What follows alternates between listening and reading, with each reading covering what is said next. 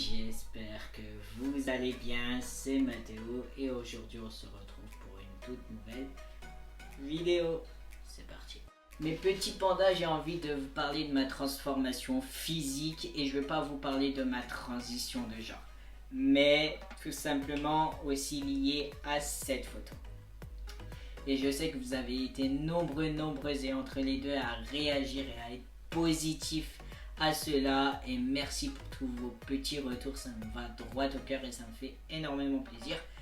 Bref, avant de commencer, prends ton petit verre d'eau, ton petit verre de coca ou si tu as envie d'un petit shaker de protéines, eh ben, prends-le. Si tu as faim, bah, prends quelque chose à manger, mais le mieux c'est un fruit. À ta santé. Du coup, il faut savoir une chose, c'est que vers l'âge de 15-17 ans, je suis tombé dans l'alcool.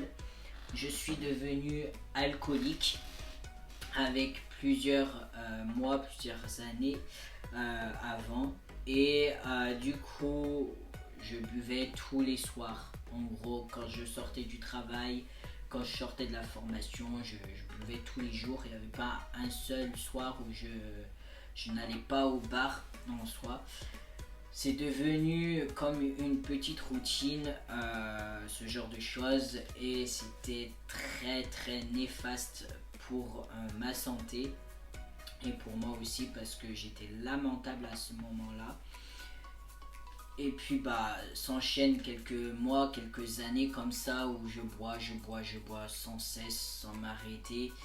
Et je finis par rencontrer mon épouse et j'ai arrêté complètement l'alcool, même si ça a été très progressivement et difficile aussi d'un côté.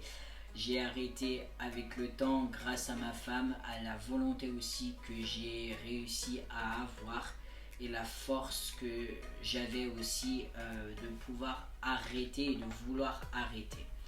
Je vous conseille absolument pas de faire la même chose. Ne commencez jamais l'alcool parce que c'est mauvais pour la santé et il y a plein de trucs aussi néfastes liés à cela. Donc s'il vous plaît, ne commencez jamais. Et si tu as l'intention de prendre la route alors que tu as bu, reste sur place ou dors dans une prairie par exemple, s'il n'y a que ça aux alentours, mais ne prends pas le volant sous l'emprise de l'alcool. Et c'est exactement la même chose pour les drogues, etc. Donc voilà. Moi, grâce à Dieu, comme on dit dans ma famille, j'ai pas touché à la drogue et j'ai pas l'intention d'y toucher parce que c'est encore plus néfaste aussi pour la santé. Du coup, à cause de l'alcool, j'ai eu le droit à prendre énormément de poids. J'ai grossi à cause de ça. Et surtout, j'ai le droit d'avoir la maladie du foie gras. Ouais, du coup, c'est hyper compliqué, c'est chiant. Tu vois, sur cette photo-là que je t'ai mis, avant j'étais à 70 kg et là, j'en pèse 66,4. Tout simplement parce que lors de ma dernière échographie que j'ai fait, parce que j'avais des douleurs à ce niveau-là, donc en bas du ventre, et vu que j'ai cette maladie au niveau du foie, ça aide absolument pas. Et j'ai pris conscience que quand je suis sorti du centre de radiologie, quand la dame m'a dit que mon foie était vraiment dans un sale état et qu'il fallait que j'améliore ma vie, que je mange plus sainement, que je fasse plus de sport, tout ça. Du coup, quelques années après, j'ai décidé de prendre un cahier, d'écrire mes objectifs, d'écrire des phrases qui peuvent me motiver, des choses à laquelle je suis le plus reconnaissant, des choses aussi à améliorer dans ma vie. Et dans ces choses à améliorer, justement, il y a faire du sport, manger plus sainement et prendre plus soin de moi, mentalement comme physiquement aussi, tu vois. Et également des choses à ne pas faire le matin au réveil, le soir au coucher, et des choses positives et négatives envers ma personne. Et la majeure partie du temps, il n'y a que du positif que je trouve, tu vois. Sauf que je n'avais pas pris encore conscience de cela. Et puis bah j'ai décidé au mois d'avril de commencer réellement les choses de me mettre réellement un coup de pied au cul, comme on dit, et de démarrer un processus de bien-être, si je peux dire ça comme ça. Et en gros, quand je travaille, par exemple, je vais me lever à 5 heures du matin, je vais à la salle de sport parce que oui, je ne fais plus de sport chez moi parce que je suis un peu moins concentré chez moi. Je préfère à la salle parce que je suis plus concentré et je suis avec d'autres personnes et du coup, voilà, c'est bien aussi de se soutenir entre d'autres personnes qui pratiquent à peu près le même sport que toi. Euh, je vais à la salle à 7 heures jusqu'à 7h15, 7h20. Et ensuite, je fais ma journée de travail de 7 à 8 heures, chose classique et normale jusque-là. Je retourne après le travail à la salle jusqu'à 17h30, 18h max. Il faut savoir que je sors du travail vers les 15h45, 16h. Donc voilà. Après, j'ai mis aussi en place et je suis beaucoup plus sérieux dans mes jeûnes intermittents. Donc en gros, je vais manger juste le midi et le soir ou juste le soir à certains moments. C'est pas tous les jours où je fais des jeûnes de 24 heures. En gros, le jeûne, ça aide à purifier ton corps si tu préfères. Et ça aide aussi à la perte de poids d'un côté, mais c'est pas que la perte de poids. Il faut pas se dire ouais, je vais jeûner, je vais perdre du poids. Non. Si tu fais pas de sport, si tu manges n'importe quoi, c'est sûr que le jeûne il va servir à rien en gros. Et lors de mes repas, je mange sainement, je me fais plaisir aussi d'un côté. Donc en gros, quand je dis je fais un repas plaisir, c'est par exemple je vais manger un burger ou je vais manger une pizza. Ce genre de plaisir, tu vois. Je me restreins absolument pas parce que je me connais, je sais que si je me prive de quelque chose que j'aime, je vais reprendre mes kilos et c'est pas le but. Ensuite, quand je suis en vacances, je vais faire mes petits trucs habituels. Je vais à la salle de sport tranquille. Mais avant, je ne touche pas mon téléphone pendant 1 à 2 heures. J'ai également pour mon esprit, mentalement, je lis un livre de beau matin à jeun. Je bois 2 verres d'eau à jeun aussi d'un côté. Je prépare des affaires de ménage, je prépare mon sac de sport. Et après ces 2 heures, je commence à écouter, à regarder des vidéos, des podcasts sur le développement personnel. Sur le trajet pour aller à la salle de sport, pareil, sur du développement personnel. Arrivé à la salle, je commence à mettre de la musique qui ambiance un peu plus. Là, en ce moment, je suis plutôt calé dans les années 2000. Je sais pas pourquoi, mais j'ai envie d'écouter des musiques des années 2000. Je sais pas, ça me met dans une bonne humeur, dans une bonne énergie. C'est vraiment top.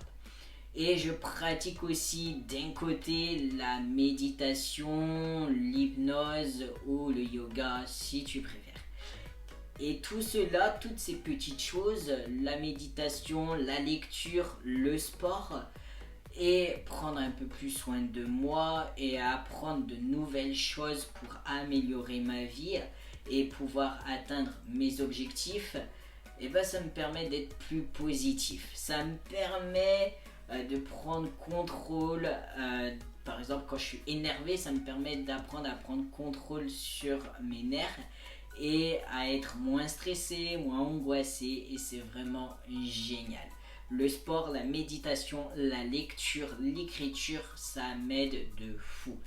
Donc pour faire le check-up, en gros, je te conseille premièrement de pratiquer de la méditation, du yoga, de l'hypnose, si tu en as envie, bien entendu. Après, franchement, c'est un conseil que je te donne et ça fonctionne plutôt assez bien. Écris tes objectifs sur un cahier, des phrases motivantes, des choses à laquelle tu es le plus reconnaissant, reconnaissante, etc. Bien entendu, ici sur ma chaîne, on n'oublie pas les femmes, bien sûr.